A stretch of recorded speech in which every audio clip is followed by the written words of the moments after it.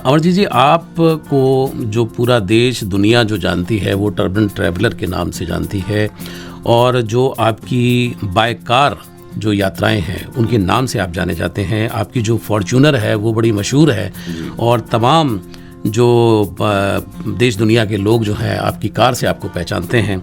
ये क्या कॉन्सेप्ट था और ये कैसे शुरू हुआ?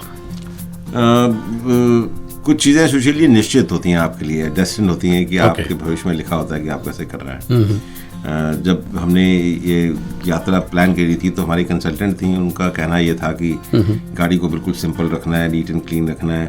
कोई शीशा, कोई खिड़की, कोई डेंट कुछ नहीं होना चाहिए, बिल्कुल साफ गाड़ी होनी चाहिए, कोई चीज़ टूटी वूटी नहीं हो, कई कंट्री में चलान हो जाते हैं, बहुत सारी बातें थी। तो ये आइडिया उसको इतना सजाने का उस वक्त तक नहीं था। उस वक्त तक हमने गाड़ी के ऊपर खाली वो एक बड़ा सा उसको मास्क करके रखा था कि हम दिल्ली से लंदन हम जा रहे हैं, और एक नक्शा सा बनाया हुआ था, नॉर्मल सा था। ना हमने किसी गाड़ी के झंडे के स्टिकर लगाए थे, ना कुछ ऐसा कुछ भी नहीं था। तो पहला जो सिग्नेचर था इसका, वो मेरे मन में पता नहीं क्या भाव आए, जब मैं जाने लगा तो वो मेरे पिता ने किया था। तो मुझे लगा कि उनकी जो मैसेज है उनका, जो वो कहना चाहते हैं, तो मैं चाहता था कि वो लिखें उसके ऊपर। और मेरे पिता थोड़े जो है वो बड़े इंट्रोवर्ट हैं, तो और वो कम अप्रिशिएट करते हैं वैसे, लेकिन हर पिता की तरह से तो वो खुल के नहीं करते। तो मुझे लगा कि शायद वो अपना आशीर्वाद जो है, जो कहना चाहते हैं वो लिख के शायद वो करेंगे जी। तो उनके हाथ भी थोड़े कांपते हैं, और उन्होंने फिर वो पेन से अपना नाम लिखा और एक संदेश लिखा, और वो शुरुआत थी। तो जब उसके ऊपर वो साइन हुए तो मुझे कई लोगों ने कहा ये तो आपके साथ गाड़ी खराब हो गई। मैंने कहा खराब नहीं हुई, यहाँ से एक नई शुरुआत हुई। क्या बात है, क्या बात है। और उसके बाद वो पहला सिग्नेचर था, वो फिर उसके ऊपर कम से कम 1500 से ऊपर लोगों के साइन हुए इस गाड़ी में। बड़े बड़े लोगों ने साइन जी बिल्कुल, मैंने देखा फॉर्च्यूनर में आपकी काफ़ी लोगों ने साइन उसके ऊपर करे हुए, बहुत सारे साइन मिट भी गए। तो मुझे लोग कहते हैं कि साहब इसमें तो कुछ चले गए, तो मैं उनको जवाब देता हूँ कि गीता में लिखा हुआ है जो आया है वो जाएगा, आज तुम्हारा कल किसी और का होगा जी। तो कुछ कुछ चले गए, कुछ और नए आएंगे, तो ये चलता रहेगा जी। We try to protect as much as possible. बिल्कुल। एक चीज़ और भी कि आपने अपनी जो शुरुआत की वो बिजनेस किए और आगे बढ़े और सब कुछ किया, सब कुछ जीवन में करने के बाद में एक ऐसी एज में आने के बाद जब लोग कहते हैं कि भैया अब आराम करना है, बहुत हो चुका है, सब कुछ कर लिया, पैसे भी हो गए, सब कुछ हो गया, तब आपका पैशन जो है वो शुरू हुआ। तो ये दैट हैपेंड बाय चांस या आपने पहले सोचा हुआ था? नहीं, ऐसे मैंने कुछ ऐसा कुछ बिल्कुल पर्टिकुलर नहीं सोचा हुआ था, पर मुझे चीज़ें धीरे धीरे जब से मैं स्पिरिचुअल हुआ, जब मैंने शराब शुरू पीता था वो मैंने छोड़ दी और धार्मिक हो गया। इस बात को भी आज से 18 साल हो गए। तो उससे जीवन में परिवर्तन बहुत सारे आए। और एक चीज़ बहुत सारे लोगों के दिमाग में जो है ना, हमारी जिसको हम रिटायरमेंट बोलते हैं, उनको एक्चुअली पता ही नहीं कि एक्चुअली चीज़ में रिटायरमेंट होता क्या है। हमारे लिए रिटायरमेंट का मतलब ये होता है कि भाई दफ्तर में आप काम कर रहे हो या बिजनेस कर रहे हो और वहाँ से आपने काम बंद कर दिया और उसके बाद आप रिटायर हो गए और कुछ नहीं कर रहे हो। रिटायरमेंट कुछ नहीं करने का नाम नहीं होता है। रिटायरमेंट का सबसे पहला असूल जो मैंने सीखा है, मैं गलत भी हो सकता हूँ, पर जो मेरा मानना है वो ये है कि जब आप रिटायर होते हैं तो सबसे पहले आपको अपनी बकेट लिस्ट बनानी चाहिए कि जिंदगी में ऐसा क्या था जो हमने नहीं जो मैं करना चाहता था और मैं नहीं कर पाया। आपके बचपन के वो ख्वाब, बचपन की वो उम्मीदें, बचपन की वो शरारतें जो आपको उम्र के उसके लिहाज से रोकती थी, रोकती चली आई, तो वो आप सारा कुछ करें। आपका नाचने का दिल करे आप नाचें, आपका गाने का दिल करे गाएं, बेसुरी आवाज़ में भी गाएं, लेकिन ज़रूर गाएं। और जहाँ घूमने का दिल करे या जो भी करने का दिल करे, बेसिकली आप उसको इसकी एक लिस्ट बनाएं। और उसको ज़रूरी नहीं कि जो आप लिस्ट बनाते हैं वो 100% पूरी भी होती हो, लेकिन उस लिस्ट बनाने से आपके पास आपको एक दिशा मिलेगी कि ये वो चीज़ें हैं जो मैं करना चाहता था। तो बेसिकली आप जब रिटायर होने के बाद वो चीज़ें कर रहे हैं तो वो भी एक काम ही है, वो भी एक प्रोजेक्ट है, आप उस पर एफर्ट कर रहे हैं। जैसे मैंने जब अपनी बकेट लिस्ट बनाई तो उसके ऊपर सबसे ऊपर लिखा हुआ था कि मैं पूरी दुनिया मुझे अपनी गाड़ी द्वारा घूमनी है। क्या बात। अब इस उम्र में मैं मोटरसाइकिल पे तो घूम नहीं सकता हूँ, क्योंकि मेरा शौक तो मोटरसाइकिल पे जाने का था। जब मैंने 79 में बात सोची थी तो मुझे लगा कि मुझे पूरी दुनिया गाड़ी से घूमनी है। तो मेरे को एक बहुत बड़ा प्रोजेक्ट था ये, तो मुझे वो प्रोजेक्ट मिल गया। तो मैं जो अपने बिजनेस में जितना टाइम देता था उससे ज़्यादा टाइम मैं इसमें दे रहा हूँ और उसको बड़ी खुशी कर रहा हूँ, बड़ा मुझे आनंद आ रहा है इसमें। वो इसलिए क्योंकि ये मेरा पैशन है। मैं यही करना चाहता था, शायद मैं इसी के लिए बना था। क्या बात है। और मैं पहले नहीं कर पाया, उसकी एक अलग वजह होगी, पर अब मेरी डेस्टिनी में है। तो अब वो सपने जो मैंने देखे थे मैंने पूरा करने की कोशिश कर रहा हूँ। कुछ पूरे हो गए और पूरे बाकी के भी पूरे होंगे, ऐसी मैं उम्मीद रखता हूँ। जी बिल्कुल। सर, जिस एज ग्रुप में आप हैं, मेरे ख्याल से 60+, मैं 63 का हूँ। 63 आप हैं, तो इस एज में आकर के बड़े सारे ऐसे होते हैं कि जिनकी जीवन साथी जो है कई बार चल बसते हैं, तो वो भी काफ़ी निराश हो जाते हैं। कई लोग तो ये होते हैं कि भाई ठीक है, अब तो भगवान भजन करिए, यानी इस तरह की माइंडसेट हो जाता है। आप उनके लिए जो इस तरह की जो अकेले लोग हैं, मैं विशेष तौर पे उनके लिए कहना चाहता हूँ, वो कैसे अपना मोराल अप करें? देखिए, ऐसा है, जीवन जीने के लिए किसी ना किसी सहारे की ज़रूर होती है, ठीक है। जहाँ तक आपने जीवन साथी की बात करी, तो मुझे लगता है कि जो हादसा आपके साथ जो होना था, अगर आप पत्नी हैं और आपके पति चले गए, या पति हैं और आपकी पत्नी चली गई, तो वो एक निश्चित था, उसमें आपका कोई कसूर नहीं है, वो ऊपर की तरफ से ईश्वर ने ऐसा ही लिखा था। पर ईश्वर ने ये नहीं कहा था कि ज़िंदगी यहाँ ख़त्म हो गई है। अगर आप चाहते हैं, अगर आपके मन में ये है कि मुझे ज़िंदगी जीने के लिए एक साथी की ज़रूरत है, तो भले आप 90 साल के क्यों ना हो, आपको दूसरी शादी कर लेनी चाहिए, ऐसा मेरा मानना है। ठीक है। और आप किसी वजह से अगर नहीं करते हैं और कहते हैं कि मुझे ऐसे ही रहना है, तो आप ऐसे भी रह सकते हैं। ये कोई ज़रूरी नहीं है कि आपको दूसरी शादी करनी है। अगर आप उसकी ज़रूरत महसूस करते हैं तो आप ज़रूर करें, और अगर आप नहीं करते, ये इसका ऑनेस्ट आंसर सिर्फ आप ही बता सकते हैं। बहुत समय ऐसा होता है कि आदमी संकोच में दुनियादारी को देख के और ये मना कर देता है कि उसके बारे में कहता है लोग क्या कहेंगे। मुझे इस बात से, इस शब्द से बड़ी तकलीफ है, इस सेंटेंस से बहुत तकलीफ होती है कि लोग क्या कहेंगे। कौन है ये लोग? इनका क्या महत्व है हमारी जिंदगी में? मेरे लिए मेरे पत्नी, मेरे माता पिता, मेरे बहन भाइयों के अलावा और मैं किसी का कोई भी कुछ भी कहना मेरे लिए मायने नहीं रखता है। मेरे लिए यही फैमिली है, और मुझे और किसी को जवाब नहीं देना है जी। अगर मेरे माता पिता, मेरे बहन भाई, अगर सारे खुश हैं, तो मेरे लिए सारी दुनिया खुश है। मैं किसी और लोगों की परवाह नहीं करता जी, क्योंकि उन्होंने ना मेरे साथ मेरा सुख बांटा है, ना मेरा दुख बांटा है, तो उन लोगों का मेरी जिंदगी में कोई महत्व नहीं है। और जो आपके अपने हैं, वो आपका दर्द भी समझेंगे जी, और आपकी भावनाओं को सपोर्ट भी करेंगे। ठीक है। बहुत समय ऐसा होता है कि लोग कहते हैं कि बच्चे क्या कहेंगे मेरे, कि इस उम्र में पापा दूसरी शादी करना चाहते हैं। तो आजकल के बच्चे भी बहुत सियाने हैं, वो समझते हैं कि अगर मेरे फादर हैं और मेरी मदर नहीं है, तो he needs a partner. And if you talk to your children, whether it's your daughter or your son or whosoever, and you explain them, then they will accept it. और मैंने देखा है इस बदलाव को, मैंने अपने परिवार के अंदर भी देखा है ऐसे कि लोगों ने शादियां करी हैं, उसमें 65 साल की उम्र भी लोगों ने शादियां करी। मैंने खुद अपनी शादी की, अपनी साली की जो शादी है 65 ईयर्स की है, उनकी मैंने करवाई। तो ऐसे इसमें संकोच नहीं करना चाहिए, कोई संकोच नहीं करना चाहिए। बिल्कुल, मतलब आपका कहना यह है कि जीवन जो है वो उसको पूरी तरह से जीना चाहिए। जीवन रुकता नहीं है एक्चुअली। देखिए, आप समय और जीवन ये रुकता नहीं है आपका। आप हादसा कुछ भी हो गया, मैंने ऐसे अनुभव किए हैं कि घर में किसी की मौत हो जाए, तो इंसान का शरीर है वो नींद भी मांगता है और वो खाना भी मांगता है जी। तो किसी के जाने से आपका ये जो आपका रूटीन जो है वो नहीं टूटता है। वो और आप जितना भी चालें, बॉडी पड़ी होगी, आपको नींद आ ही जाती है। आप संकोच में लोगों को दिखाने के लिए आंखें खोल के भी रखें, लेकिन वो नींद आती है। आपको भूख लगती है तो चलो आप एक दिन नहीं खाओगे, 2 दिन नहीं खाओगे खाना, लेकिन पेट है, खाना मांगता ही है। बिल्कुल, और जो कि हार्डकोर सच्चाई जीवन की है, जीवन का सत्य है ये। बिल्कुल। अमरजीत जी, आपने लगभग 87 देश जो है आप ट्रैवल कर चुके हैं जी, और 40 जो कंट्री है आपने बाय कार आपने घूमे हैं, और 47 कंट्री जो है वो आपने वैसे घूमे हैं। तो मतलब टोटल 87 कंट्री आप घूम चुके हैं। जो ये 40 कंट्री घूमने का कार से जो अनुभव आपका रहा, वो किस तरीके से डिफरेंट था जो अदर कंट्रीज आपने घूमे? बहुत डिफरेंट था। मैं यूरोप कम से कम 20-25 दफ़े से भी ज़्यादा गया हूँ। 20-25 दफ़े तो गया ही हूँ। और हमेशा यूरोप जब भी मैं गया हूँ, मुझे या तो मुझे अपनी किसी बिजनेस मीटिंग के लिए जाना होता था, या फैमिली के साथ वेकेशन पे जाना होता था। तो जब मैं अपनी यात्रा जर्नी पे, जब मैंने जो कार द्वारा की और मैं यूरोप गया, और जब मैंने वो यूरोप देखा, तो मुझे लगा यार ये कौन सा यूरोप था जो मैंने देखा ही नहीं था। तो वो बिल्कुल डिफरेंट होता है एक्चुअली। जो कंट्री है वो कंट्री साइड है जी। आप वैसे तो आप न्यूयॉर्क चले जाइए, पेरिस चले जाइए, लंदन चले जाइए, मुंबई आ जाइए, ये सारी जगह सिमिलर है। वैसे ही भीड़ भाड़, वैसे ही लोग, आर्किटेक्चर फ़र्क हो सकता है, थोड़ी रोशनी ज़्यादा हो सकती है, लेकिन उसमें कोई फ़र्क नज़र नहीं आता आपको। लेकिन जब आप कंट्री साइड घूमते हैं तो आपको बहुत सारी चीज़ें देखने को मिलती हैं और वो बिल्कुल मुख्तलिफ होती हैं, बहुत ही डिफरेंट होती हैं। बिल्कुल। और उसका जो अनुभव है वो बिल्कुल डिफरेंट है।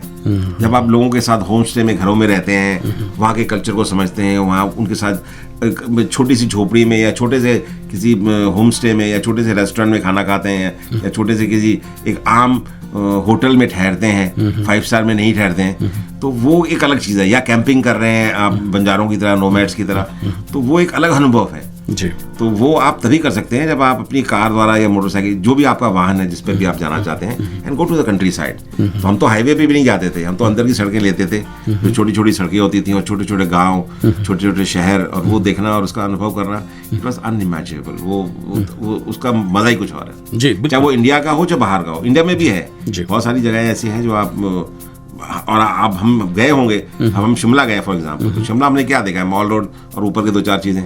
बहुत सारे लोग होंगे तो आसपास के 2-4 टूरिस्ट पॉइंट देख लिए होंगे, लेकिन वो छोटे छोटे गांव जो शिमला के हैं, जो रास्ते में पड़ते हैं, जो हम नोटिस भी नहीं करते और कभी रुकते भी नहीं है वहाँ पर, या किसी ढाबे पे हमने चाय पी ली और उस गली के नुक्कड़ पे एक जो अंदर सड़क जा रही थी 10 किलोमीटर नीचे जाके, वहाँ क्या था हमने कभी देखा ही नहीं, और वही असली शिमला है। जी बिल्कुल, आप ये कहना चाह रहे हैं कि मंजिल से अधिक जो है सफ़र का आनंद है।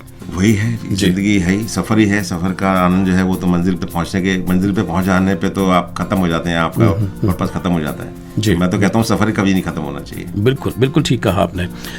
सर एक चीज़ और भी कि जब ट्रैवल की बात आती है तो 2-3 चीज़ें हर्डल की तरह से सामने आती हैं जी। जैसे कि सबसे पहले तो भैया पैसा होना चाहिए। दूसरी बात ये होती है कि भैया हम अपने देश में तो गाड़ी चला लें और अपने देश में तो निपट लें, लेकिन जब दूसरे देशों की बाउंड्रीज़ की बात आती है और वहाँ से गुजरना, जो बात आप कह रहे हैं, तो बहुत सारे लोगों को बड़ी अटपटी लग सकती है कि भाई कार से आप यूरोप जा रहे हैं हिंदुस्तान से, तो इसके अंदर जो बाधाएं हैं कितनी हैं? एक्चुअली इसको मैं कहता हूँ, अंग्रेजी में एक शब्द है फियर ऑफ अननोन। ओके। एक ऐसा डर जिसका आपको अनुभव नहीं है, आपके लिए वो अभी अनछुआ है, क्योंकि आप उसके बारे में जानते नहीं हैं, ठीक है। तो वो एक ऐसे डर का आप सामना कर रहे हैं, और इसके लिए जब आप पहला बॉर्डर किसी भी कंट्री का क्रॉस कर लेते हैं ना, तो आपको लगता है यार ये क्या था, तो कुछ भी नहीं था, ये तो एयरपोर्ट से भी आसान है जी।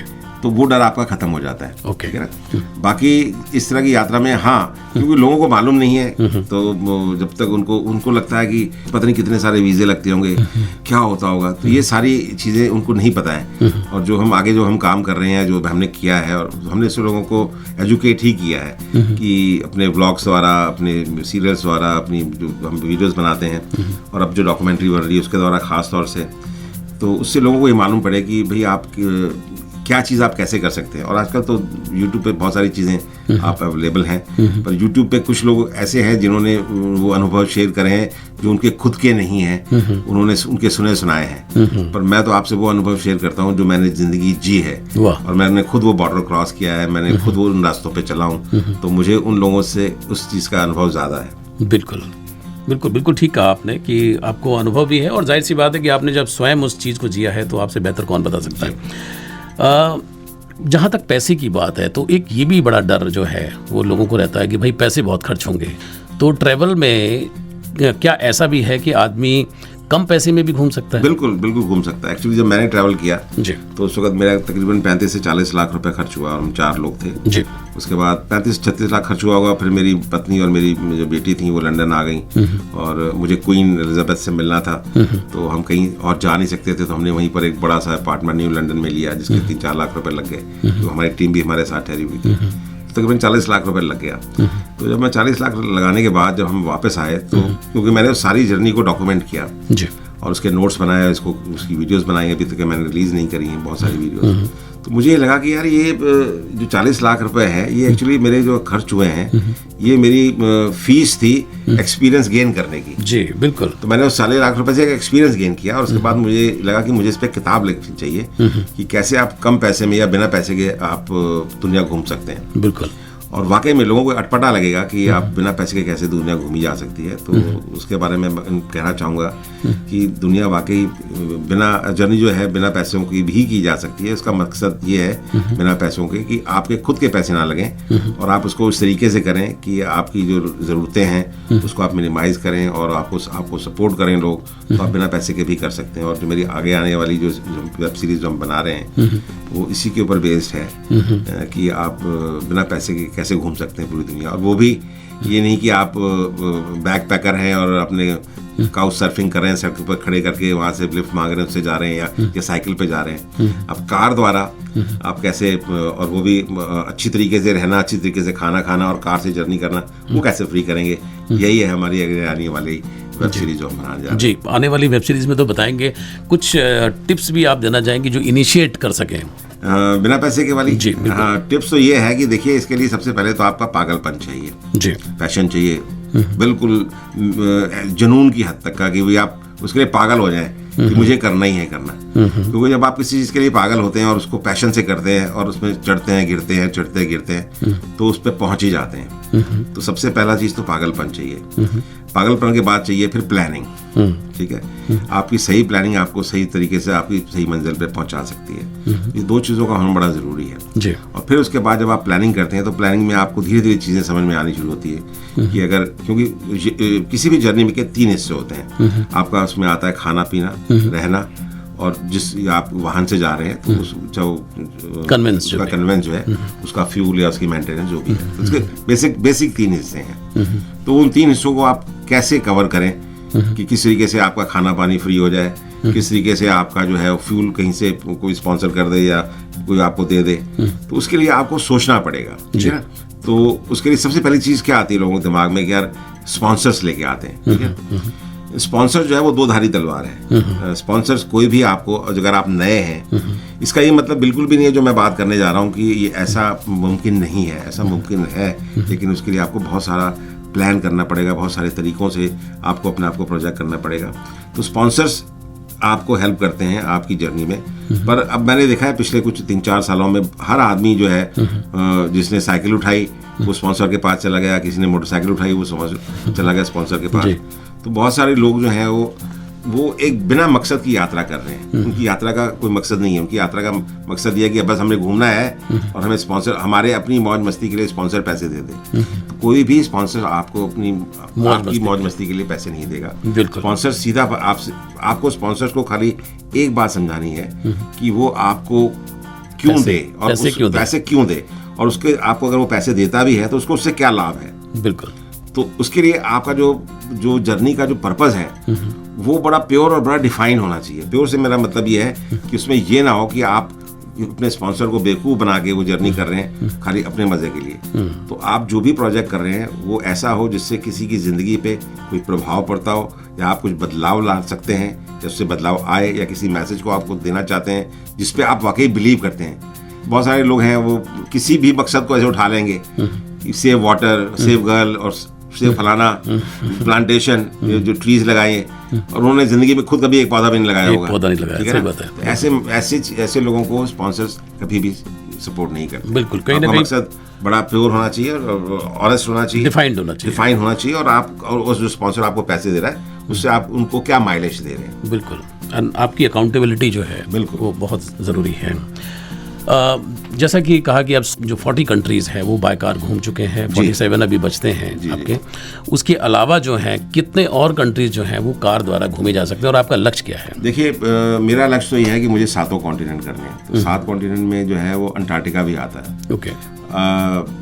अंटार्कटिका एक ऐसा कंट्री है जहाँ आप अपनी कार जो है आप अपनी नहीं ले जा सकते, और वहाँ पर जितने भी रिसर्च व्हीकल हैं जो अलग अलग मुल्कों की जो सरकारें हैं उन्होंने अपने अपने रिसर्च सेंटर वहाँ बनाए हुए हैं, खाली उनकी गाड़ियाँ ही जाती हैं, और वो भी बड़े प्लेन से लोड होकर जाती हैं। मुझे लगता है कि शायद आने वाले भविष्य में जब हमारी जिस तरह अब EV आ रही हैं, इलेक्ट्रिक व्हीकल जो आ रहे हैं, क्योंकि उनका कहना यह है कि अंटार्कटिका ही एक ऐसी जगह है जो अभी पोल्यूटेड नहीं है और उसको हमें पोल्यूटेड नहीं करना चाहिए। तो अगर वहाँ पर अगर वो गाड़ी जो है आपके इलेक्ट्रिक या हाइड्रोजन की कार अगर वो अलाउ करेंगे तो मैं वो कंट्री भी करूँगा, क्योंकि वो मेरी लिस्ट में है। तो अभी के टाइम पे हम 6 कॉन्टिनेंट कर सकते हैं जहाँ पर आपकी गाड़ी जो है आपको गाड़ी ले जा सकते हैं। गाड़ी जाने का मतलब ये नहीं है कि आप 6 कॉन्टिनेंट में सारे अपनी कार के द्वारा जा सकते हैं। जब भी आप कॉन्टिनेंट चेंज करते हैं तो आपकी गाड़ी शिप होती है, वहाँ पर शिप के द्वारा जाएगी। जैसे मैं यूरोप कर रहा हूँ, यूरोप के बाद मेरा जो फर्स्ट सीजन है यूरोप, सेकंड सीजन है मेरा आपका नॉर्थ अमेरिका। तो मैं कनाडा यहाँ से गाड़ी भेजूंगा जो कनाडा और अमेरिका पूरा करेगी। उसके बाद है थर्ड सीजन साउथ अमेरिका, वो फॉर्चुनेटली अमेरिका साउथ अमेरिका दोनों जुड़े हुए हैं, तो मैं उसको करूंगा। फिर अर्जेंटीना जब मैं पहुंचूंगा तो अर्जेंटीना से मैं गाड़ी शिप करूंगा ऑस्ट्रेलिया। तो वो एक अलग कॉन्टिनेंट हो गया। ऑस्ट्रेलिया और न्यूजीलैंड क्योंकि साथ साथ में है, तो न्यूजीलैंड वहाँ से फेरी से आपकी गाड़ी चली जाती है। तो ऑस्ट्रेलिया और न्यूजीलैंड के 2 जो हैं वहाँ के आइलैंड वो करेंगे। फिर वहाँ से गाड़ी हम भेजेंगे एशिया। तो एशिया के लिए गाड़ी आएगी हमारी यहाँ पर सिंगापुर में उतरेगी। तो सिंगापुर से लेकर इंडिया तक का पूरा रोड है, ठीक है ना, और इंडिया यहाँ से लेकर लंदन तक का पूरा रोड है जी। तो वो फिर एशिया हम पूरा कवर करेंगे और यहाँ से मिडल ईस्ट होते हुए फिर आगे वहाँ जो है इजिप्ट से हम एंटर कर जाएंगे अफ्रीका, जो हमारा लास्ट कॉन्टिनेंट है, इसमें सबसे ज़्यादा देश है। तो जो मैंने देखा, और ये तो है मोटे मोटे 6 कॉन्टिनेंट, बहुत सारे ऐसे छोटे छोटे द्वीप हैं जो सागर के अंदर हैं, और अलग अलग बहुत सारे तो ऐसे बहुत रिमोट में हैं।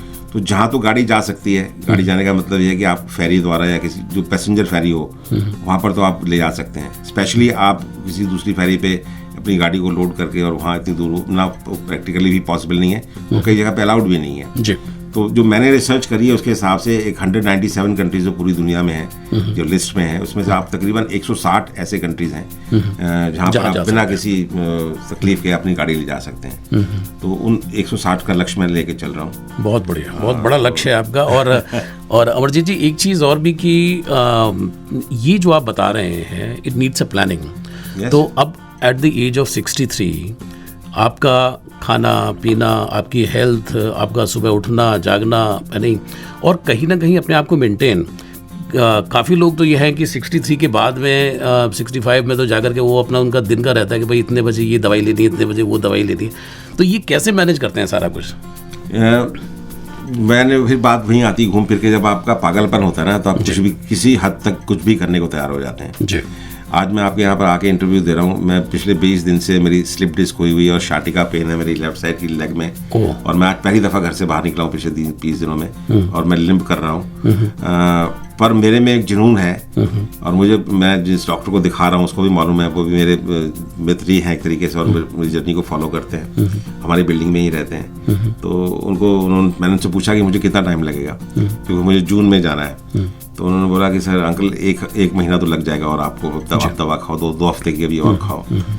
तो मैंने मन में सोचा कि भाई अगर मैं ठीक ना हुआ तो क्या होगा। एक हाइपोथेटिकल क्वेश्चन है। बिल्कुल आपका लक्ष्य बहुत बड़ा है। आज मैं बहुत मच बेटर हूँ। तो मैंने ये निश्चय किया कि अगर मुझे व्हील चेयर पे भी बैठ के जाना पड़े, अच्छा, तब भी मैं जर्नी करूँ। क्या बात है, क्या बात है, बहुत। तो आपका अगर इस तरह का पागलपन है तो आप दुनिया में कुछ भी कर सकते हैं। बिल्कुल बिल्कुल। अगर आपको करना है तो फिर करना है। तो मेरा सोचना था, मतलब जोश जो है नीचे नहीं जाना चाहिए। नहीं बिल्कुल, क्योंकि ये आपका इश्क है, ये आपका प्यार है, ये आपका पैशन है, आप यही तो करना चाहते थे। मैं अपनी ज़िंदगी को जब इवैल्यूएट करता हूँ, सारी ज़िंदगी हमने पैसे ही कमाए, सब कुछ किया, लेकिन लक्ष्य क्या था ज़िंदगी का, और मुझे किस चीज़ में आनंद आता है। तो ये ट्रैवल एक ऐसा चाहता है, ये मेरे को खुश करता है। मतलब मैं जब अपनी गाड़ी में बैठता हूँ, आई एम सो हैप्पी, इसका कोई वर्णन ही नहीं कर सकता मैं। जी बिल्कुल, क्योंकि मुझे लगता है कि बस यही है, मुझे इसी में जीना है, यही आपकी दुनिया है, यही मेरी दुनिया है जी बिल्कुल। मुझे गाड़ी में बैठकर कोई तकलीफ भी नहीं होती है। क्या बात है, क्या बात है। आपके जो बच्चे हैं, परिवार है, तो उनको चिंता तो होती होगी? हाँ, चिंता, लेकिन अब नहीं होती। अब अगर मैं किसी आम आदमी से बात करूँ कि भाई मुझे ये 3 लाख किलोमीटर की जर्नी भी करनी है, और 160 कंट्रीज में से मैं अभी जो है 40 कर चुका हूँ, 120 और करने हैं, तो कहेगा पागल है, ये पॉसिबल ही नहीं है, हो ही नहीं सकता। और मैं यहाँ से 3 लाख किलोमीटर या यहाँ से 6 कॉन्टिनेंट की बात ऐसे करता हूँ जैसे दिल्ली से बॉम्बे जाना हो, क्योंकि मैंने वो किया हुआ है। मैंने 40,000 किलोमीटर में इतने सारे कंट्रीज क्रॉस किए हुए हैं, मुझे मालूम है, हर उसकी बारीकी पता है, कहाँ पर क्या प्रॉब्लम आती है, कैसे जाया जा सकता है। और मैं इसकी कंसल्टेंसी भी लोगों को देता हूँ। बहुत सारे लोग हैं जो मेरी कंसल्टेंसी लेके जा भी रहे हैं अभी, मई जून में कई सारे लोग जा रहे हैं। तो ये तो जब आप करते हो, समुद्र में गोता लगाने से ही आप सीखते हो तैरना। बार बार बैठ के बात नहीं करनी भाई, बाहर नहीं। तो ये जर्नी ऐसी, ये तो ये है कि आपको आप न मरिए स्वर्ग न जाइए। बिल्कुल तो बिल्कुल। स्वर्ग जाने के लिए मरना पड़ेगा, मरना ही पड़ेगा। आपको ऐसा लगता है कि जो आपका पहले का जो जीवन जो था ट्रैवल से पहले का, जी, तो आपको ऐसा लगता है कि आपने थोड़ा सा और पहले क्यों नहीं शुरू किया? नहीं, मैं ऐसा नहीं मानता हूँ जी। मेरा मानना है कि वो भी अच्छा था। ये भी अच्छा है। वो भी अच्छा था क्योंकि मैंने ज़िंदगी में जो भी काम किया और जब उसको छोड़ा तो मैंने उसकी एक्सट्रीम पे जाके छोड़ा। सो कॉल जो मेरी बुरी आदतें हैं, जिनको आजकल लोग बुरा नहीं समझते हैं, अगर मैं शुरू पीता था या पार्टीज पुर्टीज करता था, तो वो भी अच्छा था। वो भी हमने जम के करी, खुल के करी। और जब छोड़ी हुई तो ऐसी एक्सट्रीम पे छोड़ी कि जब एक चीज़ की प्रकाष्ठा आ जाती है, वहाँ से आप उसको छोड़ते हो तो उसका आनंद ही कुछ और होता है। जी बिल्कुल। तो वो भी एक अलग अनुभव था। ये भी स्पिरिचुअल जर्नी शुरू हुई है, मैं स्पिरिचुअल हुआ, वो एक अलग जीवन का अलग अनुभव था। अब जो मैं कर रहा हूँ ये एक अलग अनुभव है। तो ये अब जो मैं कर रहा हूँ ये नॉन एंडिंग है, इसका कोई अंत नहीं है। क्योंकि इतनी बड़ी दुनिया है और इतने सारे लोग, इतने सारे मुल्क हैं। बिल्कुल, बिल्कुल। और अगर रुक के मैं अपने बच्चे से दिन बात कर रहा था कि मैंने कहा जी मुझे तो हमारे सारा परिवार जो है, कोई अमेरिका चला गया, कोई कनाडा रह गया, हमारे सारे भाई बहन, तो मैं अकेला ही रह गया, बाकी सब लोग चले गए। मेरे माता पिता मेरे साथ हैं। तो मुझे ये जब किसी को बात पीछे तो मुझे ये लगा कि मैं तो कहीं अमेरिका जाके सेटल नहीं होना, मुझे कहीं कनाडा जाके सेटल नहीं होना। मुझे जब वीज़ा 6 महीने का मिलता है कंट्री में जाने का, एंट्री जो मिलती है कहीं 3 महीने की, कहीं 6 महीने की, मुझे कैरवान खरीदनी है। बस उसी के अंदर हम गए, हम घूम रहे हैं। वहाँ जहाँ अपना मन आया वहाँ पर गाड़ी रोक दी, 3-6 महीने उस कंट्री में रहे, फिर अगले कंट्री में चले गए। हम यहाँ पर जब अपना मकान बनाते हैं तो कितनी कोशिश करते हैं कि भाई वो ईस्ट फेसिंग हो, पार्क फेसिंग हो, इसमें वास्तु का ये दोष ना हो, और बड़ा सुंदर सा वहाँ पर वो कोई नज़र आ रहा है, पहाड़ नज़र आ रहा है तो बड़े खुश हो जाते हैं। आप अपने कैरावैन में तो आप दुनिया के हर कोने में कितने नज़ारे देख सकते हैं। कभी माउंटेन में आपने गाड़ी खड़ी कर ली, 1 हफ्ता 1 महीना वहाँ रुके, कभी आप ओशन के पास चले गए, कभी आप किसी ऐसी झील के पास चले गए। तो ये तो आप नेचर के इतने करीब हैं और वहाँ ज़िंदगी जी रहे हैं, इससे अच्छी ज़िंदगी हो ही नहीं सकती। जी बिल्कुल। अमरजीत जी, आपके जो मित्र लोग हैं जी, तो शुरुआत में जो आपने शुरू किया होगा तो आपको काफ़ी कोसा गया होगा लेकिन बाद में अभी क्या स्थिति है? अब सारे लोग जाने को तैयार हैं। जी जी जी। अब वो जो मेरे मित्र जो हैं, जो पैसे के ऊपर वो ऐसे नाक की तरफ फन फैला के बैठे हुए थे, ना अपने बच्चों को देते थे ना खुद पे खर्च करते थे, और उनको लगता था ये तो पागल बेवकूफ़ है। अब वो सारे जब वो देखते हैं कि ये बड़ा खुश है और इसने बड़ा कुछ अचीव किया, लोग उसको जानते हैं, पहचानते हैं, और तो उनको लगता है कि अब हमें भी करना चाहिए। तो अच्छी बात है अगर वो मुझसे मोटिवेट होते हैं। तो मैंने देखी है मेरी लिस्ट के अंदर जो 5 साल के बच्चे से लेकर और 90 साल का जो बुजुर्ग है, वो सब लोग इंस्पायर्ड हुए हैं। क्या बात है। तो अच्छी बात है अगर आप किसी को मोटिवेट कर सकते हैं तो उससे फ़ायदा ही है। और मेरा मोटिवेशन इस बारे में नहीं है कि आप जर्नी करो। मेरा जो फोकस है वो इस बात के ऊपर है कि आपको जो अच्छा लगता है वो करो। बिल्कुल। हो सकता है किसी दूसरे बंदे को उसने बचपन में कहीं देखा हो, कोई पोट्री बनाता हो बंदा, तो पोट्री बना रहा है, उसको लगता है बड़ा कितना चाक घूम रहा है, कितना आनंद आ रहा है, उसको पोट्री बनाने में आनंद आता हो। किसी को म्यूजिक में आनंद आता हो, किसी को पेंटिंग बनाने में आनंद आता हो, पर उन्होंने नहीं करा क्योंकि उनके पापा ने बोला नहीं, इंजीनियर बन, डॉक्टर बन, या गद्दी पे बैठ, दुकान पे आ, तो बेचारे उसी में पिसता रहा। आधी से ज़्यादा ज़िंदगी जो है, बल्कि मैं कहता हूँ मोर देन 90% पीपल जो आज किसी भी उसके बिजनेस में है या किसी भी नौकरी में है, जो किसी भी व्यवसाय वो कर रहे हैं, वो सब नाखुश हैं। 90% लोग नाखुश हैं। वो अगेंस्ट देयर विश। हाँ, वो जो कर रहे हैं क्योंकि उनको कमाना है, पैसा कमाना है, उनका घर चलना है। लेकिन अगर उनसे आप पूछो कि जो आप कर रहे हो क्या यही आप करना चाहते थे, तो वो इतने कल्पे हुए हैं कि मैं बता नहीं सकता। तो मेरा कहना ये है कि जिंदगी तो एक ही बार मिलेगी, आप जिंदगी मिलेगी ना दोबारा मिलने वाली नहीं है। तो इसलिए ये अगर आप जो कर रहे हो, अगर इसको छोड़कर कोई दूसरा काम करते हो ना जो आपके मन का है, तो उसको हो सकता है 4 पैसे कम मिल जाएंगे, लेकिन आपको आनंद बड़ा आएगा। जी बिल्कुल। और अब अपॉर्चुनिटीज इतनी हैं कि जो आपका पैशन है वो आपका प्रोफेशन बन सकता है। हमारे टाइम में वो अपॉर्चुनिटीज नहीं थी। वर्क फ्रॉम होम का कल्चर नहीं था। अब मैं ट्रैवल कर रहा हूँ, सपोज अपने कैरावान पे हूँ, मैं दुनिया के किसी भी कोने से मैं बैठा हूँ, मुझे खाली एक ही चीज़ चाहिए, कनेक्टिविटी विद द इंटरनेट। मैं अपना काम दुनिया में कहीं बैठ के भी कर सकता हूँ। मैं बिजनेस कर रहा हूँ, जो मीटिंग्स मुझे वहाँ पर अपनी फैक्ट्री में जाके लेनी है, तो मैं कहीं भी बैठ के अपनी जूम पे ले सकता हूँ। बिल्कुल। तो अब अपॉर्चुनिटीज बहुत हैं। अब आप अपना पैशन और प्रोफेशन दोनों को मिक्स कर सकते हैं। तो मेरी लोगों से यही अपील है, मन की सुनो यार, एक ही जिंदगी है, पता नहीं कब ये खत्म हो जाए। तो इससे अच्छा जितना जी सकते हो उसको, एक्चुअली जीना तो अब है आपको जी, जब आप अपने मन का करोगे, जब अपने मन का करोगे तो यही असली जीना यही है। बिल्कुल। लास्ट सवाल अमरजीत जी आपसे कि अभी तक जो ट्रेवल ने आपको क्या सिखाया है? ट्रेवल ने बहुत कुछ सिखाया है। इसने मुझे पूरा 360 उल्टा कर दिया, बदल दिया सारा कुछ। मेरा जिंदगी का सोचने का नज़रिया बदल दिया है। और मुझे लगता है कि जब आप घूमते हैं तो सबसे बड़ी चीज़ आपको समझ आती है कि लोग, ज़िंदगी है क्या, और ज़िंदगी है वो हमारे आपके साथ जुड़ी हुई है। हम जब भी किसी मुल्क में जाते हैं तो लोगों को देखते हैं, वो हमारे जैसे ही हैं। हमारा रंग फ़र्क हो सकता है, हमारी ज़बान फ़र्क हो सकती है, हमारा खान पान फ़र्क हो सकता है, लेकिन एक चीज़ बड़ी कॉमन है, हमारे इमोशंस। तो मैंने उनके इमोशंस को बड़े क्लोजली समझा है, और मुझे ये समझ में आया कि यार इसमें और मेरे में फ़र्क तो कुछ है ही नहीं। मैं इसकी खाली ज़बान नहीं बोल पा रहा हूँ, लेकिन अगर वो खुश है तो उसको भी उसी तरह से खुशी मिलती है। उसकी चमक आंखों में मेरी तरह होती है। जब मैं खुश होता हूँ तो जो चमक मेरी आंखों में होती है वो उसकी आंखों में भी है।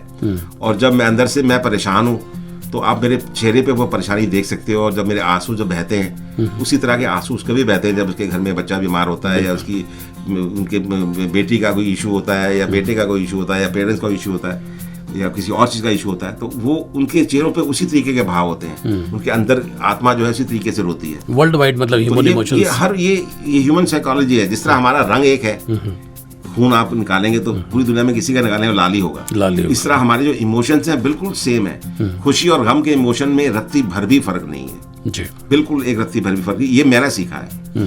और वो एक ऐसी चीज़ है जो आपको पीपल टू पीपल कनेक्ट कराती है जी। जब भी आप किसी कंट्री में जाते हैं, आपको ज़बान भले ना आती हो, लेकिन अगर आप उनकी बॉडी लैंग्वेज, मुझे एक किस्सा याद आया इससे। मेरा एक इटालियन फ्रेंड था, और मैं उनकी, हमारा बायर भी था, तो मैं गया उनके यहाँ।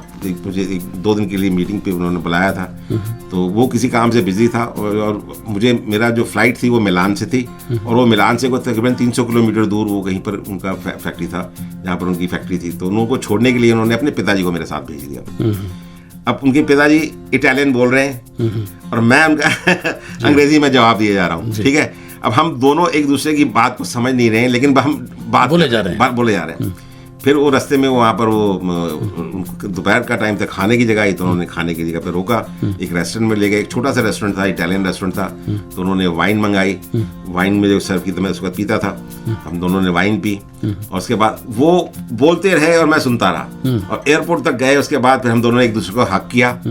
तो वो किस्सा मैं कभी भूलता नहीं हूँ जी, क्योंकि उसमें मुझे एक बात भी उनकी नहीं समझ में आई, लेकिन ह्यूमन इमोशन से, लेकिन वो इमोशन से ही was so happy and I was so happy with the conversation whatever we have done. बिल्कुल। और हमने खाना खाया, आनंद लिया, और उन्होंने मेरे को एयरपोर्ट छोड़ा, वो चले गए। वो 3 घंटे की जो जर्नी थी मुझे सिखा गई कि भले ही ज़बान आप ना समझ सको, लेकिन इमोशन आपको समझ में आते हैं, सब कुछ समझा देते हैं। अगर मन में इमोशन है तो मन की और आंखों की जो भाषा है वो आप उससे कम्युनिकेट कर सकते हो। बहुत अच्छा लगा अमरजीत सिंह आपसे बात करके, और मैं उम्मीद करता हूँ कि जो बहुत सारे लोग जो हैं, और विशेष तौर पर बिकॉज आप एक लिविंग एग्जाम्पल हैं कि जो बढ़ती उम्र में बड़े सारे लोग परेशान होकर बैठ जाते हैं, तो उसके लिए परेशानी से ना बैठें, कुछ जीवन में कुछ करें, बल्कि जीवन जिए। आपके इस 60 साल के बाद तो उम्र आती है जीवन जीने की। जी बिल्कुल।